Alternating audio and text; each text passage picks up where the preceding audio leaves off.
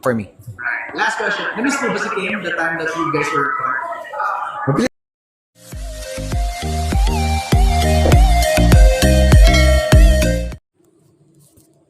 Hey guys, ayan, lumabas ang video from MG Philippines. Medyo matagal na rin ito, that time na nasa ibang bansa sila.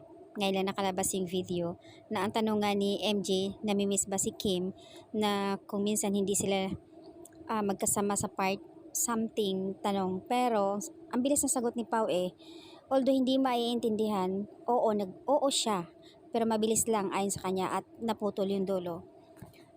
Dito sa video na ito, ang daming mga nega, ayon pa sa kanila kung talagang mahal mo si Kimi, hindi mo dapat hiwalayan, mamimiss mo sa bawat oras. Aba, nangunguna na naman ang mga netizens. Matagal na din ito, tinatago ni Sir MG pero si X, di kami ayudahan ni Sir MG. But thank you so much Sir MG sa ayuda na binigay niyo sa amin mga Kim Pao fans. Nabulol nga si Pau sa last questions, di ba? Pero naiintindihan namin yon. Sabi nga ng iba, kung kilala nyo si Pau, ganyan talaga siya pag sumagot, basta nahihiya siya, sabihin ang totoo. Pero, in few words, talagang na-challenge na talaga. Gusto niya, naramdaman niya, ayaw lang niya masyadong in public, di ba? Kasi nga mahihiyain siyang tao. Bakit nga daw hindi makasagot si Pau sa dulo sa last questions? Na kung mahal mo talaga si Kim, kaya mong pagsigawan sa lahat o namimiss mo siya. Bagay na maiintindihan namin kung sasabihin mo ng totoo. Hindi naman kasi lahat ng oras na in public na sasabihin nila sa publiko na ganito, di ba? Ika nga si Pau, mahiyain siyang tao. Sabi nga, di ba, yung ginagawa ni Pau na pag-care kay Kim, yun na yun, noted na yun. Pagsigawan na namimiss, kailan ba talaga sasabihin in public na ganito, ganyan?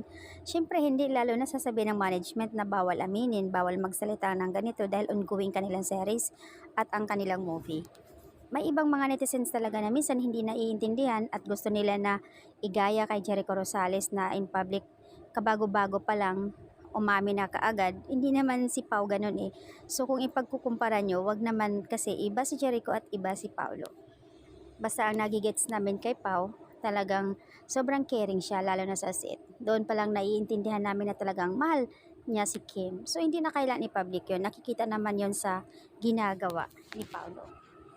Kuha namin yung definition, yung pagkabanggit ni Pau. Siyempre nandoon yung hiya niya at ayaw niya mag-direct ng sagot kay MJ.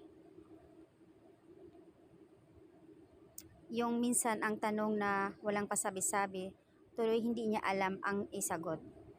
'Di ba? May mga ganun lalo na napag-uusapan nila na wag magsalita, wag magbitaw na kahit ano, tas biglang ganun ang sagot, ang tanong ni MJ. Kaya kahit sino naman. So, yun yung pinakasagot niya. Ayun, nagka-utal-utal si Paulo. Pero sa sagot niya, yun na yun, na mabilis niyang mamimiss si Kim.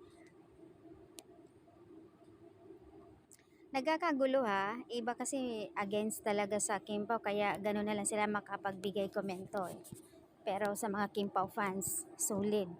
Talagang alam na natin lahat iyon. Lalo na sa mga ginagawa niya sa set na sobrang napaka-caring niya.